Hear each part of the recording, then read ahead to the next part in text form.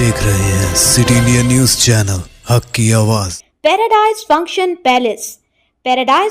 Palace महबूब नगर। रुकन assembly महबूब नगर अन्नम नवाज रेड्डी ने कहा कि इस माह की 26 तारीख से हुकूमत की तरफ से नाफिज की जाने वाली 4 स्कीमों के सिलसिले में इस्तिफादा कुनंदगान का इंतखाब शफाफ तरीके से किया जाएगा।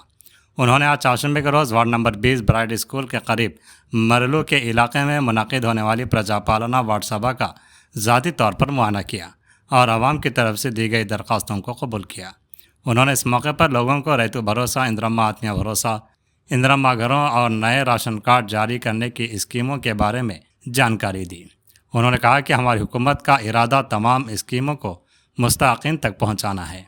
उन्होंने कहा कि हमारे हल्के महबूब नगर में गुज़िश्ता 10 सालों में सिर्फ 1500 डबल बेडरूम मकानात आए हैं, लेकिन अवामी हुकूमत की इंदिरम्मा हाउस स्कीम के तहत हर साल 3500 इंदिरम्मा घर आएंगे और 4 सालों में 18,000 इंदिरम्मा घर आने की बात बताई। उन्होंने वाज़ेह किया कि इंदिरम्मा घर की तामीर के लिए हर एक मुस्तफ़ीद को 5 लाख रुपए फराहम किए जाएंगे, जबकि पिछली हुकूमत ने गुज़िश्ता 10 सालों से गरीबों को एक भी राशन कार्ड नहीं दिया था।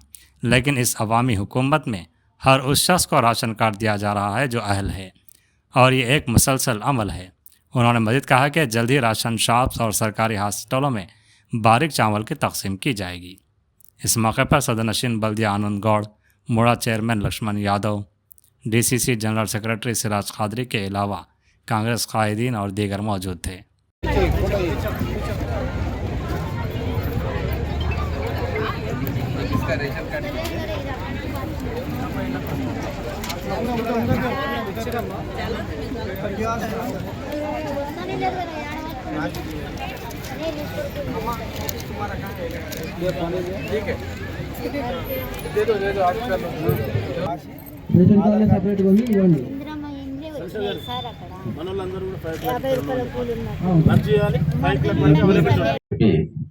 ప్రభుత్వం వచ్చినప్పటి నుంచి కూడా దీని మీద ఆలోచన చేస్తూ ఉన్నాం.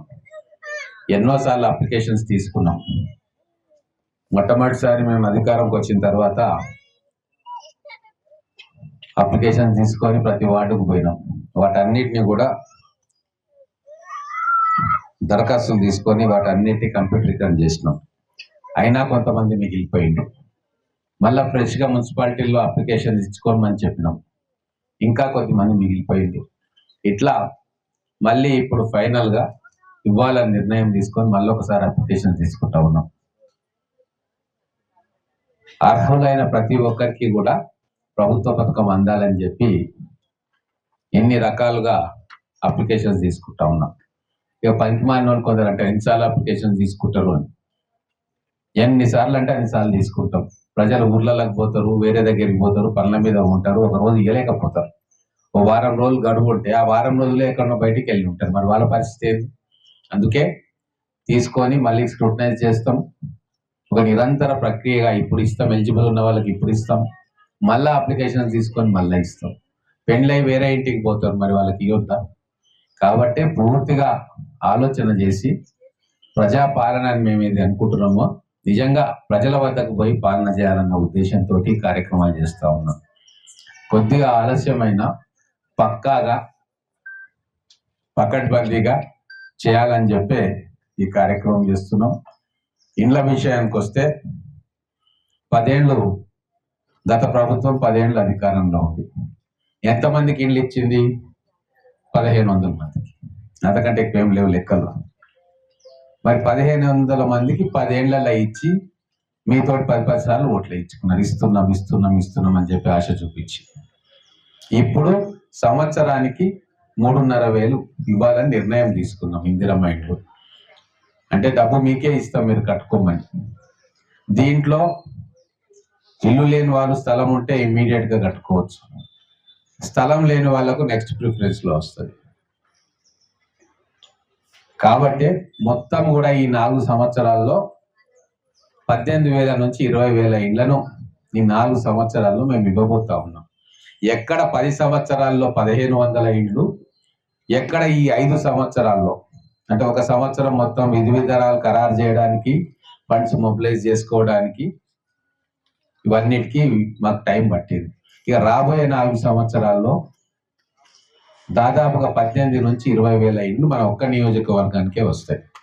అంటే ఎంత గొప్పగా ప్రజలకు సేవ చేయాలని ఆలోచిస్తుందో ఒక్కసారి మీరు ఆలోచన చేయాలి. చాలా మందికి రుణమాఫీ కూడా చేసినాం. 25 లక్షల మంది రైతు కుటుంబాలకు రుణమాఫీ జరిగింది. ఇది మీరు కూడా ఒక్కసారి ఆలోచించాలి. 23,000 కోట్ల రూపాయలు ఈ మొదటి సంవత్సరమే ఇచ్చినాం రుణమాఫీగా. 7 లక్షల కోట్ల అప్పు పెట్టిపోయినా 65,000 కోట్లు కిస్తీలు ఇన్స్టాల్మెంట్లు ప్రతి సంవత్సరం కడుతున్నా వాటన్నిటిని కూడా భరించుకుంటూ మళ్ళా రైతు కుటుంబాలకు రుణమాఫీ చేస్తా ఉన్నాం. ఊర్లో 10-15 మంది మిగిలిపోయి ఉంటారు. అది మా తప్పు కాదు. దాంట్లో కొంతమంది దొంగ పాస్బుక్లు ఉంటుంటాయి. టెక్నికల్ గా వాళ్ళు ఫిట్ గారు. 2 లక్షల కంటే ఎక్కువ రుణం ఆ కుటుంబంలో తీసుకొని ఉంటారు. లేదు ఒక దగ్గర రుణం తీసుకొని ఇంకో దగ్గరికి వెళ్ళిపోయి ఉంటారు. ఆ టెక్నికల్ ఇబ్బందులు ప్రతి దగ్గర వస్తాయి. అది 10 నుంచి 15%. కానీ 85% మంది రైతులకు రుణమాఫీ చేసినాం. ఇది వాస్తవం. 25 లక్షల కుటుంబాలు రుణ విముక్తి అయినాయి. ఇది మీరు ఆలోచన చేయాలి. మళ్ళీ ఈరోజు ఏం చేస్తా ఉన్నాము, భూమి లేని రైతులు కూడా రైతు కూలీలకు కూడా ఎంతో కొంత సహాయం చేయాలని చెప్పి లెక్కలు తీసి ఒక క్రైటీరియా పెట్టి ఈరోజు 10 లక్షల మంది అటువంటి వాళ్ళకు కూడా సంవత్సరానికి 12,000 రూపాయలు వాళ్ళకి ఇవ్వాలని నిర్ణయం తీసుకొని అది కూడా ఇక్కడ మొదలు పెడతా ఉన్నాం. సరే, అది గ్రామీణ ప్రాంతాల్లో ఉన్న వారికి ఉపయోగపడుతుంది. ఇక్కడ పట్టణంలో ఉన్న వాళ్ళకు రేషన్ కార్డులు ఇవ్వడము, తర్వాత ఇందిరమ్మ ఇండ్లు ఇవ్వడము, ఈ 2 ప్రధానమైన ఉద్దేశాలు. కాబట్టి ఈ ప్రభుత్వం మంచి హృదయంతో ప్రజల కోసం మేలు చేసే కార్యక్రమం చేస్తూ ఉంది. మధ్యలో ఎక్కడ దళారులు లేరు. మీరు ఎవరికి డబ్బులు ఇవ్వక్కర్లేదు. అప్లికేషన్ తీసుకొచ్చి మున్సిపల్ ఆఫీసుల్లో ఇట్లా వార్డు సభల్లో మీరు ఇస్తే అది ఆటోమేటిక్గా ఎంట్రీ అయిపోయి ఒక్కొక్కరికి కూడా రేషన్ కార్డు వస్తుంది. ఎలిజిబిలిటీ ఉన్న వాళ్ళకే రేషన్ కార్డు వస్తుంది. అది కూడా గుర్తుపెట్టుకోండి. మనము ప్రభుత్వం ఇచ్చే సంక్షేమ పథకాలు పేదలకు అందాలి. కాబట్టి ఎలిజిబిలిటీ క్రైటీరియా చూసుకొని అధికారులు రేషన్ కార్డు శాంక్షన్ చేస్తారు. మేము కూడా మళ్ళీ స్క్రూటినీ చేస్తాం. దాంట్లో ఎవరైనా మిగిలిపోతే మళ్ళీ అప్లికేషన్స్ పెడితే దాంట్లో అర్హులైన వాళ్ళకు మళ్ళీ ఇస్తాం. ఇది ఒక నిరంతర ప్రక్రియ. ఈ రోజు అయిపోతే ఇంకా మాకు కాదు అని చెప్పి మీరేం ఇబ్బంది పడక్కర్లేదు. ఈ రోజు ఎలిజిబిలిటీ క్రైటీరియాకి వచ్చిన వాళ్ళందరికీ ఇస్తాం. మళ్ళా కొత్తగా ఎలిజిబిలిటీ క్రైటీరియా మీట్ అయిన వాళ్ళు లేదా కొత్తగా పెళ్ళైపోయి ఇంకో దగ్గర నివాసం ఏర్పరచుకుంటే మళ్ళా వాళ్ళ దగ్గర కూడా అప్లికేషన్స్ తీసుకుంటాం. ఇది ఒక 4 సంవత్సరాలు కూడా అందరికీ కూడా పేదవాళ్లకు ప్రభుత్వం సహాయం చేయాలన్న ఉద్దేశంతో ఈ కార్యక్రమాన్ని చేస్తా ఉన్నాం. కాబట్టి మీరందరూ కూడా దీన్ని సద్వినియోగపరచుకోవాలని చెప్పి కోరుకుంటూ, ఇంకా ఎవరైనా మిగిలిపోతే మీకు తెలిసిన వాళ్ళు ఎవరైనా ఉండి మీటింగ్లలో రాకపోతే మున్సిపల్ ఆఫీస్కి పోయి కౌంటర్ ఉంది, అక్కడ మున్సిపల్ ఆఫీస్లో కూడా మీరు అప్లికేషన్ ఇవ్వండి. మీ ఆధార్ కార్డ్ అనేది ప్రామాణికం. ఏ అప్లికేషన్లో కూడా మీరు ఆధార్ కార్డు పెట్టాలి. ఆధార్ కార్డ్ నెంబర్ వేయాలి, మీ ఇంటి అడ్రస్ వేయాలి, టెలిఫోన్ నెంబర్ పెట్టాలి, చెప్పాలి, దాంట్లో రాయాలి. ఈ 3 ఉంటే దాంట్లో ఎంట్రీ అవుతుంది. ఎంట్రీ అయిన ప్రతి ఒక్కటి కూడా లిస్టులు వస్తాయి. ఇట్లా దీంట్లో ఎలిజిబిలిటీ ప్రకారంగా ఎవరికి ఇవ్వాలనో వాళ్ళకి ఇస్తాం. కాబట్టి ఈ అవకాశాన్ని ఉపయోగించుకోవాలని కోరుకుంటూ, రేషన్ కార్డులు ఇచ్చిన తర్వాత ఇందిరమ్మ ఇండ్ల దరఖాస్తులు కూడా ఇక్కడే తీసుకుంటున్నారు. ఇందిరమ్మ ఇండ్ల దరఖాస్తులు తీసుకుంటున్నారు. ఏది కూడా ఫైనల్ కాదు. తర్వాత ఈ అప్లికేషన్స్ అన్ని వచ్చినాక స్క్రూటినైజ్ జరుగుతుంది. స్క్రూటినీ అయిన తర్వాత మొదటి విడతగా, రెండో విడత, ఇట్లా ఒక్కొక్కటి మొత్తం వస్తాయి. అర్హులైన ప్రతి ఒక్కరికి కూడా ఇచ్చే ప్రయత్నం మేము ఖచ్చితంగా చేస్తామని తెలియజేసుకుంటూ, ఈ కార్యక్రమానికి ఇంత పెద్ద ఎత్తున మీరు అందరూ తరలి వచ్చారు. మీ అందరికీ ధన్యవాదాలు.